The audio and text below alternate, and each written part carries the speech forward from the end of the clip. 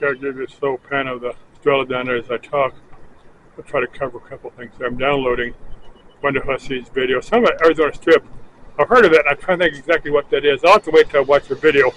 Um, I'm thinking that's down by Tucson, but I may be completely wrong on that. It was a place where they shot, Western movies back in the 50s and 60s. I remember going down there as a kid back in the mid 60s, and it was like some of the studio sets from north of Tucson, where they shot a bunch of westerns. But that may be something completely different. I think I still done it because I think some people have got that from YouTube. Another one is Jesse's Drone Adventures, where he's showing like 10 amazing places in Arizona. The first one I remember seeing was those domes down by Casa Grande. Now, I've heard that you can just walk around there and it's perfectly legal, and other people say no, that it's trespassing, but people do it anyway. There's another mall down there that's same thing. Some people go down there, down some fantastic mall that never got opened. Somebody built it, but it never opened. I think it ran out of funds or something. Now there's people that go in there.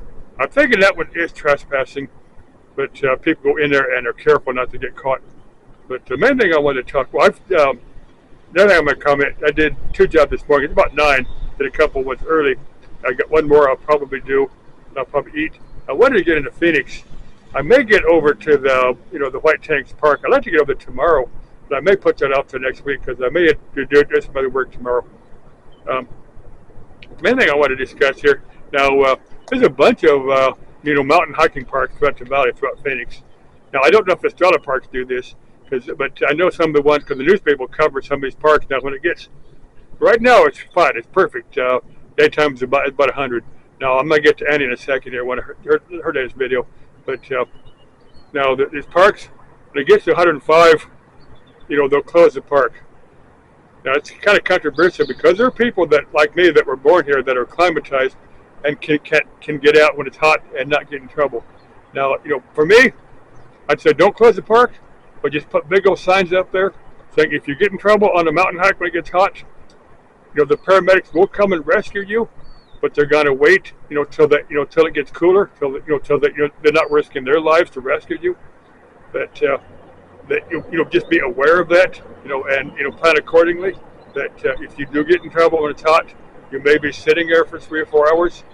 They might airdrop some water to you or something, or somebody might hike up and give you water. But just be aware of that. If you're from a colder climate, you might want to make other plans. But I'm thinking they should put big old signs advising people rather than closing the park. And I'm sure I'm going to get some comments. Well, I don't know if I get comments, but I'm sure people here will have their own opinion on that.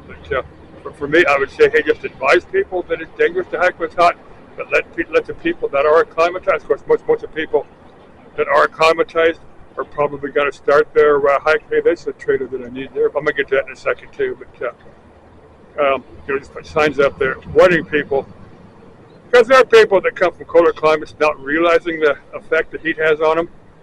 But like I said, if they warn people, I think that's going to discourage a lot of people. But I don't know. I kind of see the point where they close the parks when it gets hot. But what they'll do, they'll just won't let anybody. They'll just wait till the people that are starting to hike come on down and won't let anybody else up when it gets hot, and open it back up again like late in the afternoon. Okay, let me get to Annie. Annie's I didn't watch the video yet, but she's talking about the spring being brutal. I'm sure she's talking about yesterday when it was like 99, 100 here in the valley. And Annie, if you think that's hot, okay, well I can tell you're a California girl. I think you said that.